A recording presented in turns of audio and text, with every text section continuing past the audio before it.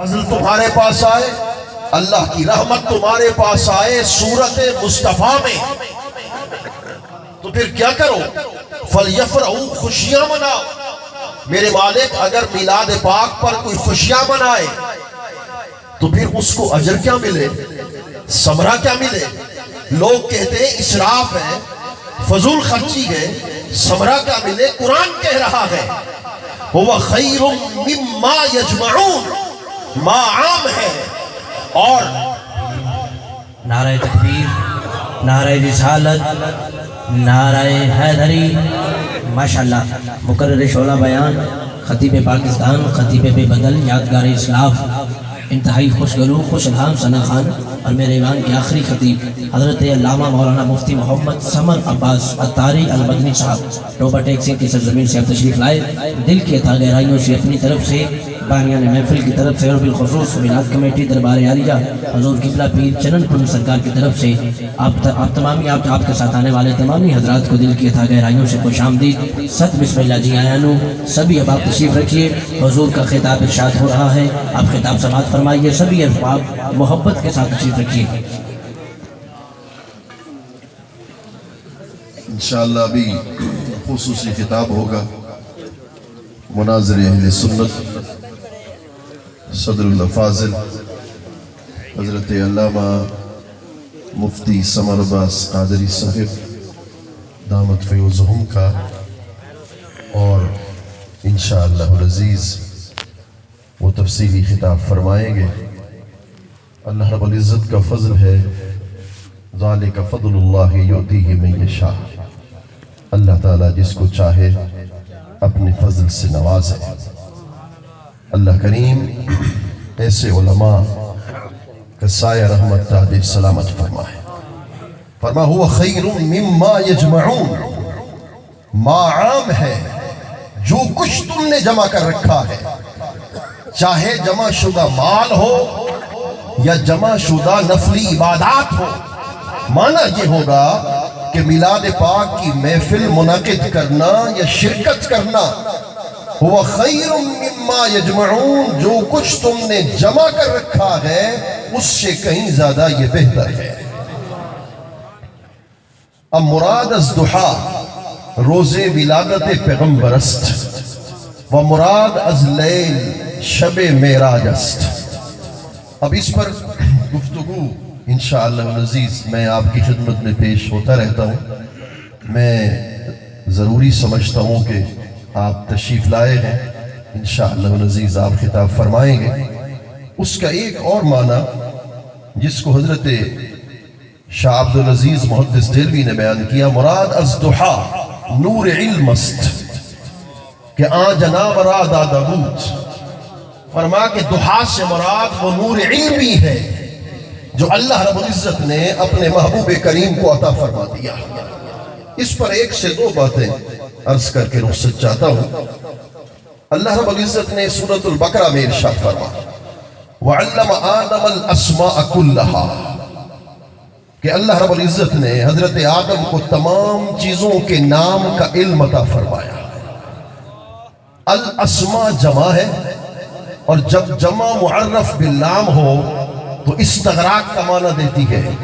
اٹھائیے حواشی عبد الغفور کو، اٹھائیے ملا عبد الحکیم کو، اٹھائیے مختصر المعانی، کہ الاسماء جمع ہے، استغراق کا معنی دے گا۔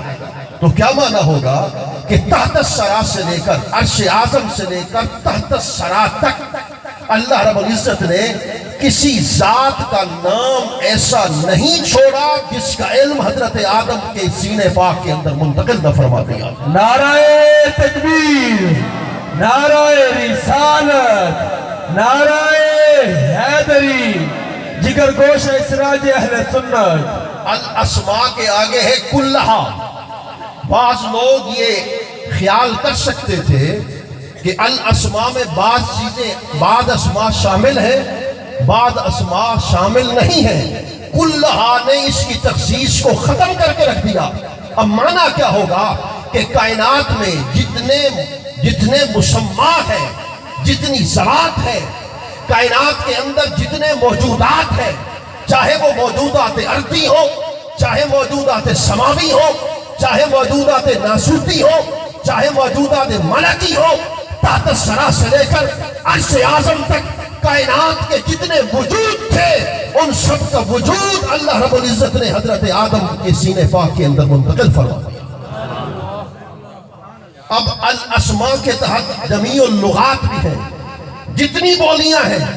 آج کے زمانے میں کہا جاتا ہے کہ رسول کریم صلی اللہ علیہ وآلہ مبارک وسلم کی زبان تو عربی ہے، آپ پنجابی میں کلام کرتے ہیں، سرائکی کے اندر آپ گفتگو کرتے ہیں، اور رسول کریم کی زبان تو عربی ہے، آپ کی سرائکی اور پنجابی زبان میرے کریم آقا صلی اللہ علیہ وآلہ مبارک وسلم کیسے سمجھ سکتے ہیں؟ مولانا رسول اللہ کی بات تو بڑی اونچی بات ہے، میں تو حضرت آدم کی بات کر رہا ہوں۔ الاسماء کے ماتحت تمام لغات بھی شامل ہیں۔ وعلمہ جمیع اللغات التي يتكلم بها ولده الى يوم القيامة من الرومیت والفارسیت والعربیت۔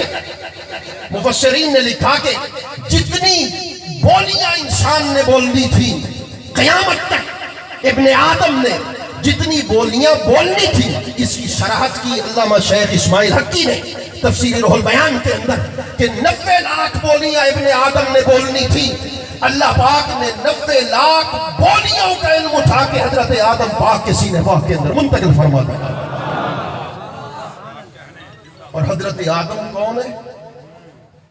شہباز تصوف حضرت شیخ ابن العربی نے بیان کیا، اول نائب لہو صلی اللہ علیہ وسلم آدم، کہ اس دھرتی پر رسول اللہ کے پہلے نائب، پہلے خلیفہ حضرت آدم کی ذات مبارک ہے۔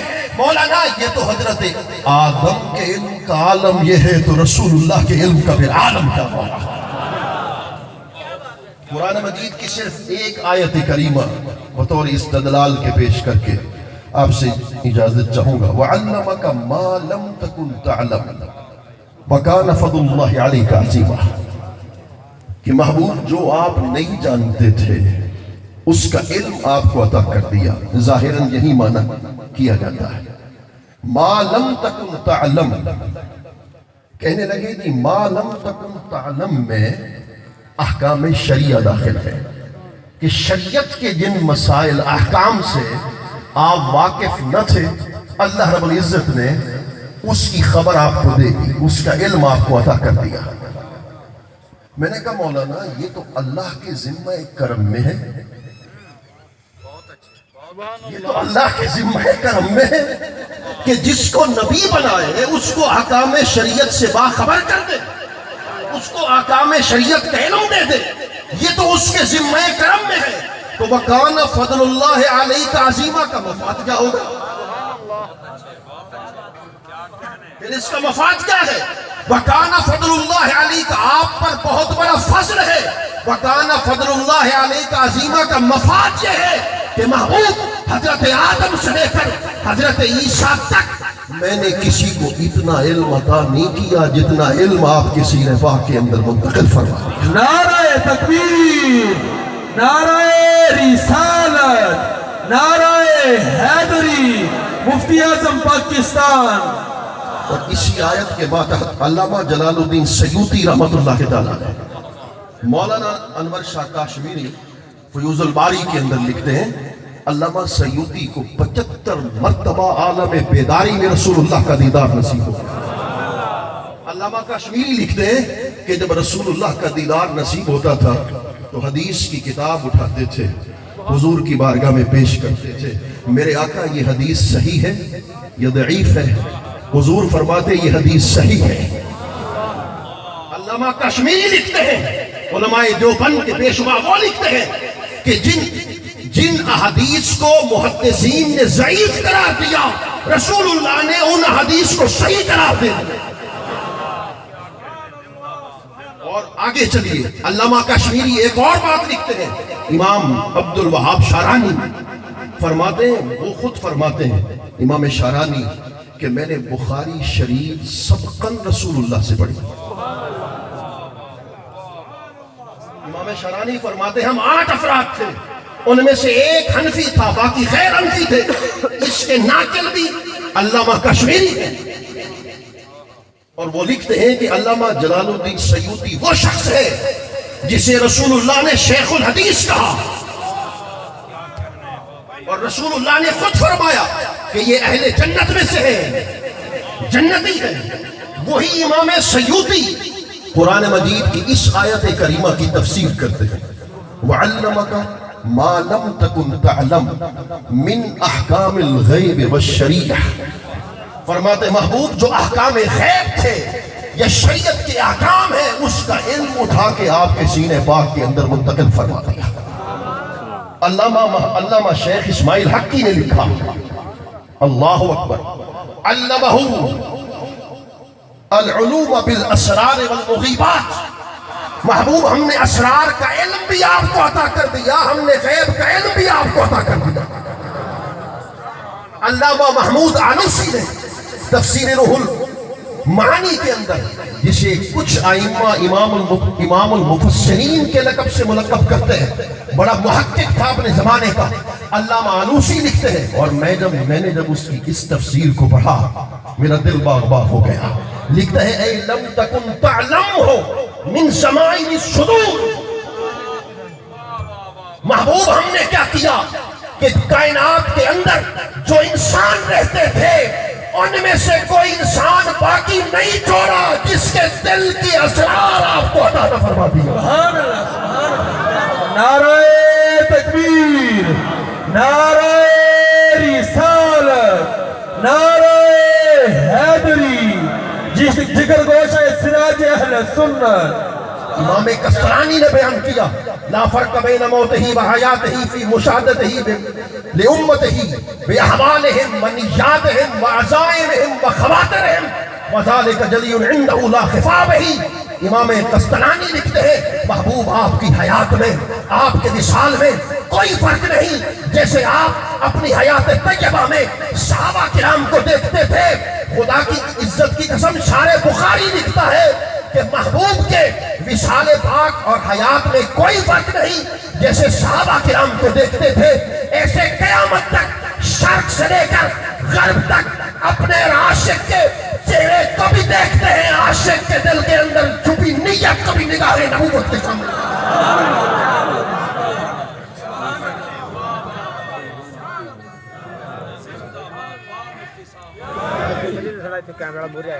صرف ایک حدیث پاک آپ کی خدمت میں پیش کرنا چاہوں گا۔ میرے کریم آقا صلی اللہ علیہ وآلہ وبارک وسلم جلوگر ہیں، اس کو امام مسلم نے صحیح مسلم میں نقل کیا۔ حدیث پاک میں آتا ہے میرے کریم آقا نے ارشاد فرما جو لوگ دجال سے جنگ کریں گے قیامت کے قریب دجال کو ماریں گے، توجہ ہے نا؟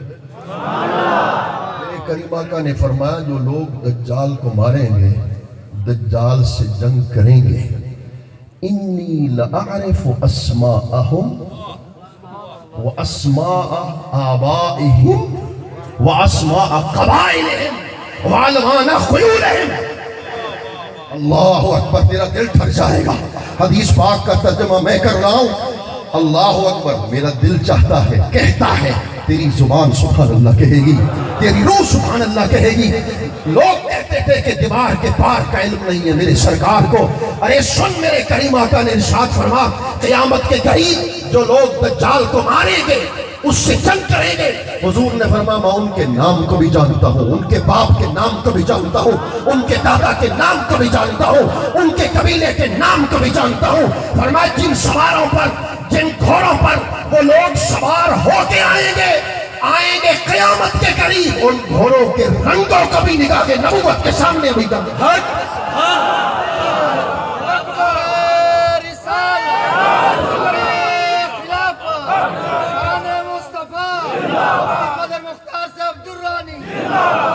اللہ کریم ہم سب کے حال پہ لطف و کرم فرمائے، عشق رسول کی نعمت سے مالا مال فرمائے، حب رسول کی دولت نصیب فرمائے، اور حضرت تشریف لائے۔ میں انتظامیہ کی طرف سے خود صمیم قلب سے آپ کو خوش آمدید کہتا ہوں۔ جشن مارو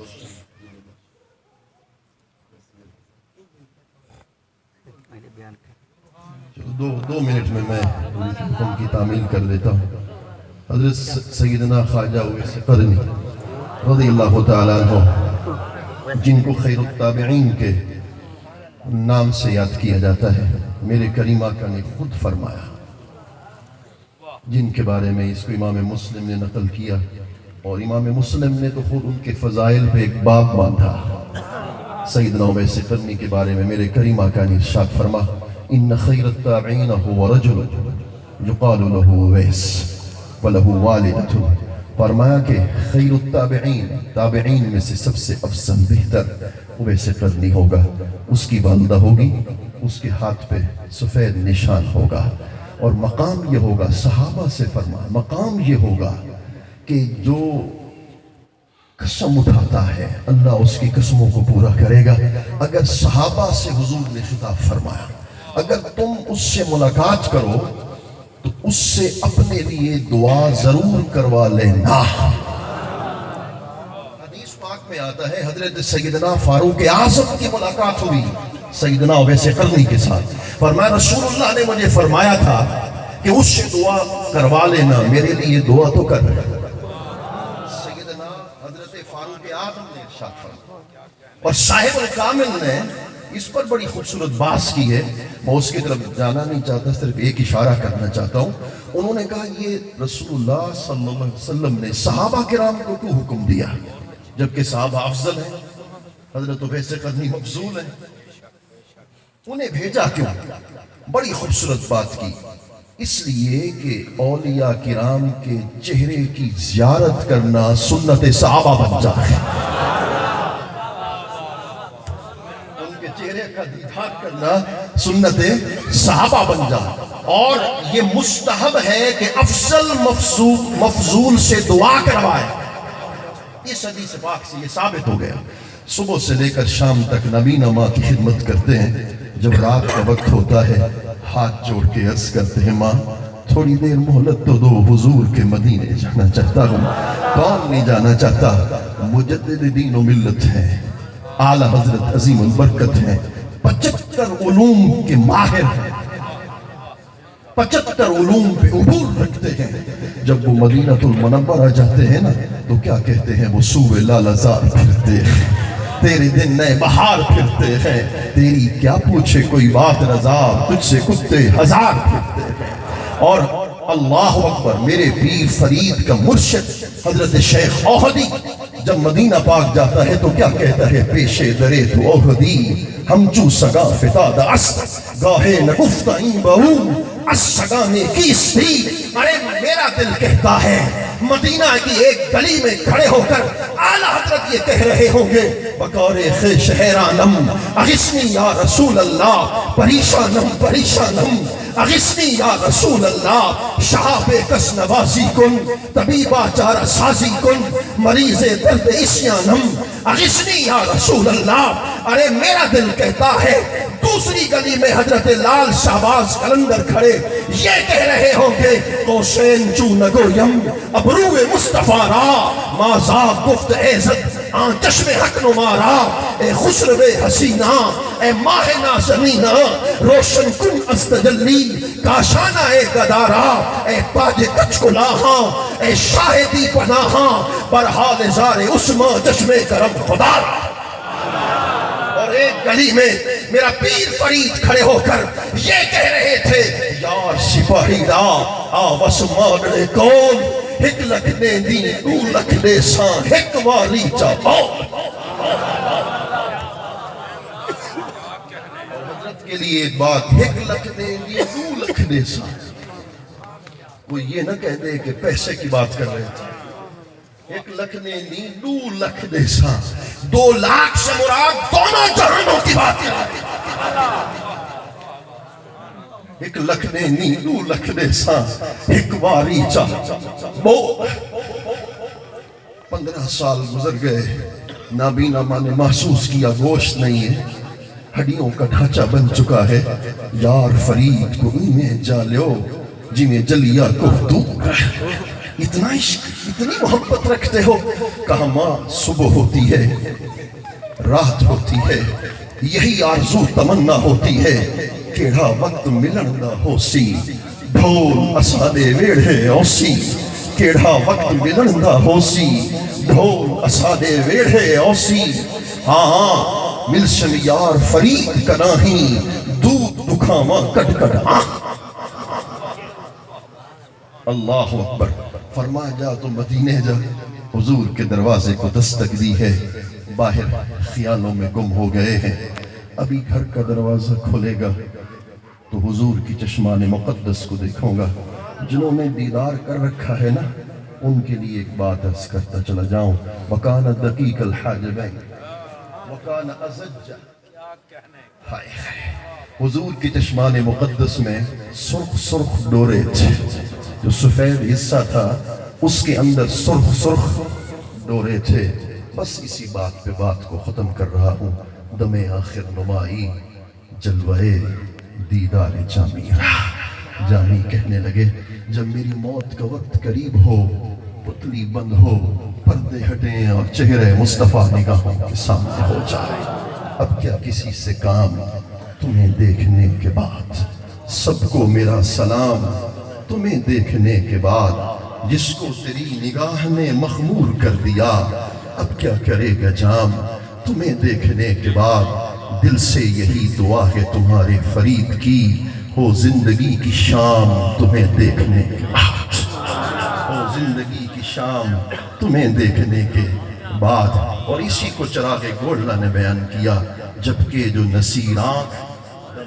ہمیں یا رب پتلی میں پھرے احمد مختار کا چہرہ پتلی میں پھرے احمد مختار کا چہرہ اترے پس مرگ اس کی زیارت کو فرشتے اترے پس مرگ اس کی زیارت کو فرشتے نکھرا وہ تیرے طالب دیدار کا چہرہ بے مثل ہے کونین میں سرکار کا چہرہ آئین حق ہے شہ ابرار کا چہرہ دیکھیں تو دعا مانگیں یہی یوسف کنعان تکتا رہو خالق تیرے شاہکار کا چہرہ اے مطلبی پھول اے بہاروں کے پیمبر کھلتا ہے تیرے نام سے گلزار کا چہرہ پوچھا جو یہ سائل نے کہ کیا چیز ہے آسن صدیق نے برجستہ کہا یار کا چہرہ اے خود کروں گا تیرا دیدار بھی لیکن یہ حضرت شاہ صاحب کے لیے عرض کر رہا ہوں اے خود کروں گا اے خود کروں گا